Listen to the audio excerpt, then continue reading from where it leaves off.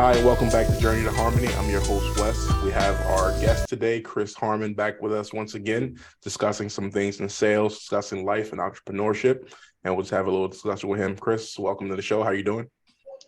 Feeling great, man. Good to be here. Appreciate you having me on again, bro. As always, it's good to have you on. Last time we talked about you, just kind of your life in tech sales and how you were getting acclimated to that. You were working at your company. You're working in a remote role. That's something that everyone's kind of searching for nowadays. And you had gone from junior account executive to currently account executive. What's day-to-day life like now right now? Yeah, I mean, every day in sales is always an ongoing learning process. And I just feel like I'm really settling in, getting a lot more confident with what I'm doing on a day-to-day basis. And just really learning the ins and outs of it, and it's kind of showing up in the results for me right now too. So I'm enjoying the job still, enjoying working from home still, and just enjoying the process right now of learning, getting more confident, and getting better at the role. Definitely. What are some things that you know now that you would have liked to have known when you first started? Like what is that process like? How often do you hear no? Yeah, you definitely hear no a lot. You have to deal with rejection. But the beautiful thing about it, I love the way my mentor and friend put this. It's like kind of imagine like you go in a room, right? There's a hundred chairs set up. These are your 80 to 100 calls a day, right? Under one or two or three of those chairs, there's $1 million, or there's a deal under those chairs, right? Um, so if you know that going in, you're not just going to go in and take your time looking for that $1 million under one of those chairs, right? You're going to start throwing chairs everywhere. You're not going to care about the last chair if it didn't have the $1 million under it. Mhm. So I think of the sales role a lot like that. We're expected to make 80 to 100 calls a day. Some of them not going to be pleasant calls. They're going to hang up on you, something like that. But under one of those calls, right, is going to be your deal for the day, or under two of those calls, three of those calls, four of those calls, whatever it is. You're going to have a good conversation, and potentially turn it into a deal and earning yourself some money. So that's just been my mindset and my mentality over the last couple of weeks. Um, and definitely still learning some other things. A lot of the people who call, they just don't care about Yelp, right? You have to make them care or talk about something that they do care about. So bringing value from their website, from their platforms, wherever they have their value, just to get them talking, usually leads to a lot better conversation, and again, to potentially closing a deal. That's a really interesting concept you just spoke about, right? Like you're calling someone and they might be a plumber or they might be a carpenter, someone who particularly doesn't really understand the full value of leveraging the internet. And you come on and now you have 10 seconds, 15 seconds to explain to that person how being able to leverage a wider, broader base can help to scale your company. That's an interesting prospect right there. And one that is I think a lot of times we as business owners don't really understand often. You have a skill, you do that skill, you have a few customers, it's whatever. But in terms of building something that is sustainable, something that will survive generations, it can't just be on you. You have to set up systems. And leveraging a partner like your company, being able to have advertising revenue is something that definitely could help in that process. Absolutely, absolutely. Again, we go off of business owners, their personal websites for their business and things like that.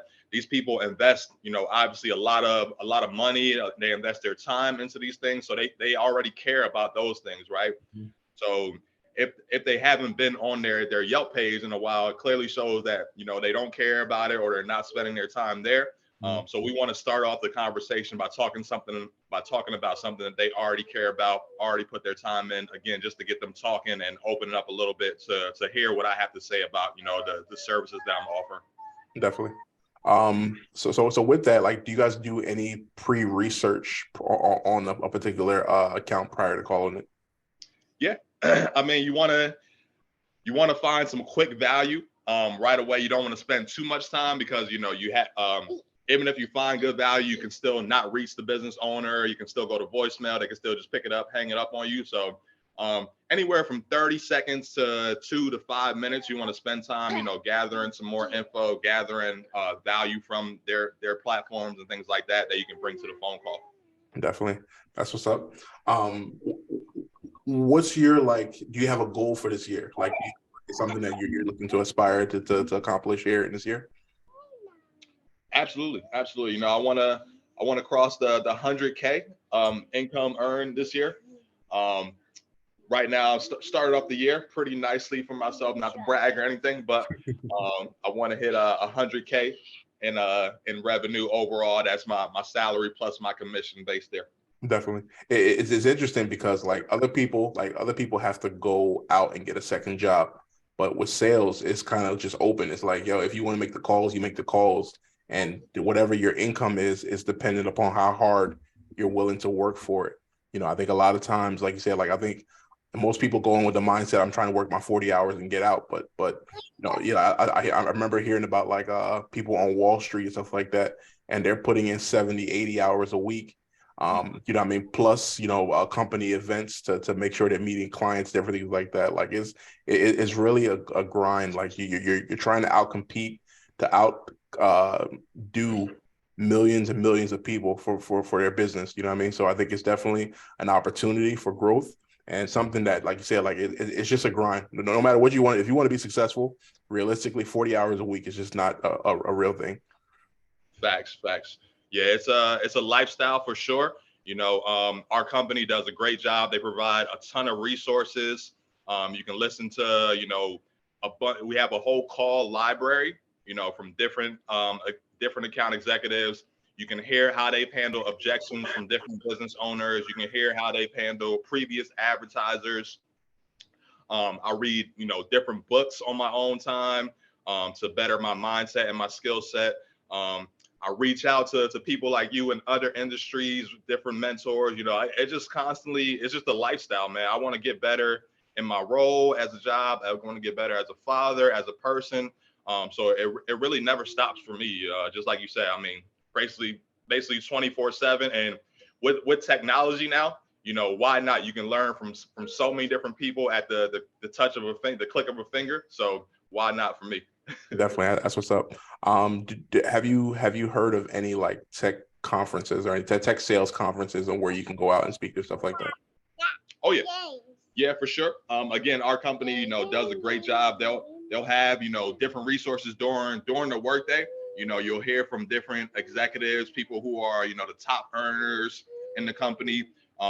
They have, other outside resources that you can reach out to for therapy. If you're going through anything like that, definitely some tech conferences and things like that you can tune into virtually or attend in person. So there's just, again, a number of different resources that I like to tap into and learn, a little bit about a number of different things. Definitely. What are some things that you're learning from work that will translate into you becoming an entrepreneur in the future? Oh man, my mentor, she mentions, how this is a business building job for sure. And really just learning, how to talk to people. Again, I never consider myself, the most outgoing guy. I kind of just stuck to myself, but there's so much value in building relationships that I'm learning. Um, and again, even on calls that I don't close, those would be, some of my best conversations where I'm just like, oh man, I really did a good job on that one. I know it didn't close, but I really connected with this business owner. They saw the value in it, but maybe it just wasn't the right timing and things like that.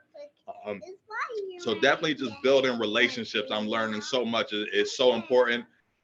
People will always at least hear you out, if they respect you, if they value what you have to offer. So that's definitely some things that I'm learning there. Definitely. What is what is some advice you would give to a younger you if you can go back to being 17, 18, 19 years old again? What are some things that you would tell yourself at that point, knowing where you are right now? We could go on for hours with that one, man, but definitely listening to people like you, other family members, other people that I met in my life. Just again, do a better job of building relationships, staying in touch with people, and definitely listen to people who have done things that I want to do before already. and just taking that in and try and add it into my own life for sure. You see here, that's what I tell myself. Yeah, just continue to develop relationships, work on yourself, try and work on yourself daily. Um, Learn from your mistakes and previous experiences, and just try and get better each and every day, a little bit better each and every day. Yeah, and I appreciate that. So we look forward to having you on the show in the future. Chris, thank you so much for your time today, and we look forward to having you back once again. Yes, sir. Appreciate it. Thank you.